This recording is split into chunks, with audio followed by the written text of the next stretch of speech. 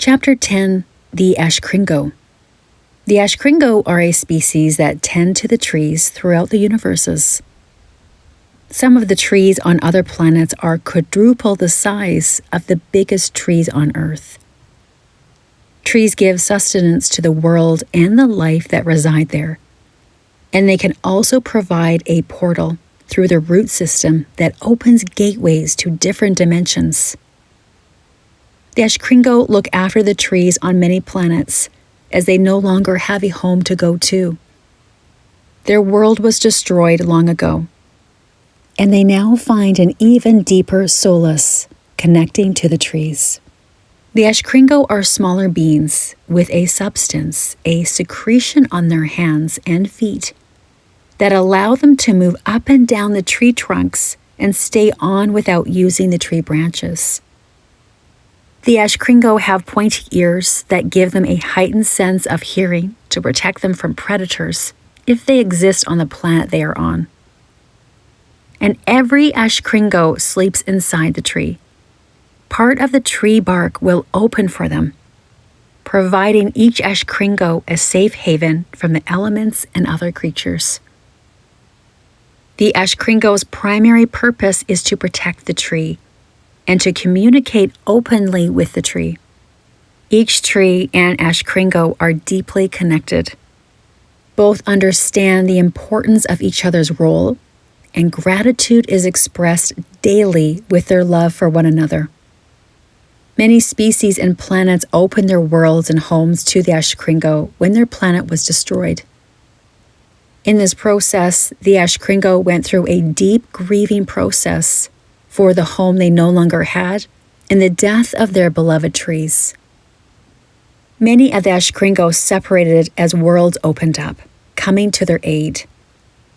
The Ashcringo remained true to their mission of looking after each tree before them on whichever planet they were on.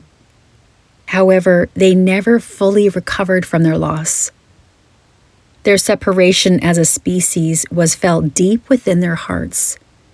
No matter how much time had passed, they longed for what they once had. There are humans on Earth that were once Ashcringo. These humans connect so profoundly with the trees that they must be near them almost daily. The need to feel the trees bark and communicate with them is great. Once the connection is made, there is a sigh of relief in the soul. Their balance is reset. Many humans at this time also have connections to other elements and animals on Earth. Their bond can be through the mountains, birds, whales, cats, and reptiles.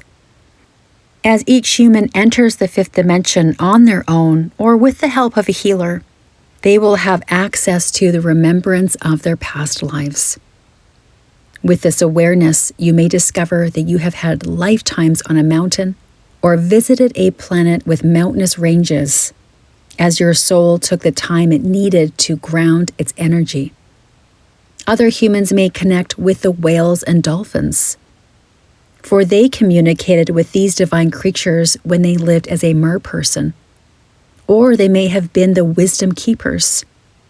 Wisdom keepers are the whales and hold the knowledge and sacred space of their inhabitable planet. They also communicate with the other great wisdom keepers throughout the multiverse. Humans may also discover they have had a life as a feline lyran. On Earth, their affinity to cats is undeniable, and this can also result from cats helping you in your past lives when you were a healer. Cats are among many healers on Earth and other planets, holding space and healing their companions. Humans that love reptiles, such as snakes and lizards, will find they most likely were reptilian in the past. Reptilians are intelligent and sometimes can get a bad rap for their role in the dark versus the light. Not all reptilians are coerced into the dark. Some reptilians are helping humans now, and this needs to be acknowledged instead of writing the species off altogether.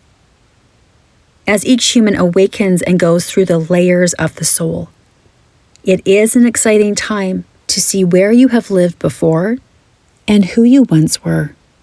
This combined creates a picture and an understanding of who you are today in your human form. The Quellor. The Quellor are spheres and orbs of light that transmute negativity, fear, and depression into a higher vibration. The Quellor work closely with the light beings who assist other species in their evolution. The Quellor's frequency changes the vibration of fear surrounding the being into the light. In this process and afterward, the being being helped will notice a significant difference in how they feel and hold themselves. In other dimensions and worlds, it is known that working together with like-minded souls adds value and increases the effectiveness of the result at hand. When working alone, one can shine very bright and succeed independently. However, when collaborating with others at the same vibration or higher, the work moves to another level and has a much higher frequency. When looking back at the Ascended Masters that walked this planet, each one had aid or another helping them in some way. This was behind the scenes and was not recognized or seen by others. Yeshua had his mother, Mother Mary, and Joseph in his earlier years, and as a man, he had Mary Magdalene by his side. Kuan Yin was alone in the sense that she did not see another human for years when she lived in the forest. However, there was a guide that came through that helped her become the master that she is now. The word master also has many different connotations to it. In the 3D world, master can bring up repulsion, as many humans were enslaved and had a master to answer to. Master can also bring up the feeling that someone or something is better than you. In the 5D world and beyond, being a master means succeeding in the role you are to accomplish. It can take many lifetimes to master enlightenment on Earth. There first needs to be the death of the ego, which can take many lifetimes. The soul must learn humility and love, and compassion must also be in every part of your life, along with respecting and honoring all life. The Quellor and many other light beings work together in unity and peace for the betterment of all universes. In the coming years, the healers on Earth will see the Quellor in their client sessions, and humans will see them as orbs during the day and night. The Quellor will assist when asked to bring in a lighter atmosphere and transmute energy that needs to be released.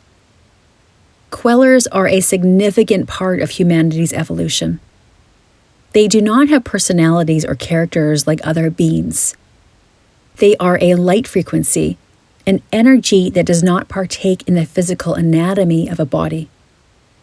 The Quellor are hyper-aware of their high frequency.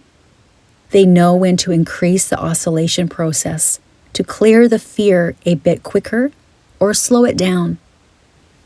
The process depends on what the soul can manage with what they are working on and through. The Quellor are highly intelligent, and this will be known to humans in the coming years as more and more awaken. Just because you don't have a physical body doesn't mean there isn't intelligence or an awareness of the energy at hand. Orbs, spheres, and other frequencies of light are here to help beings from all walks of life. Many species, such as humans, can learn from the way of the Quellor. The Quellor's whole purpose is to offer their assistance to the light. There is no sacrifice on their part, and there is no other ulterior motive. That way of thinking does not exist in the Quellor's being. This awareness is what we want to bring forward to humanity. Imagine a frequency that heightens your energy fields and releases the thinking that a soul is only to look out for themselves or their family. Humans will wake up and look out not only for each other, but their communities and the world.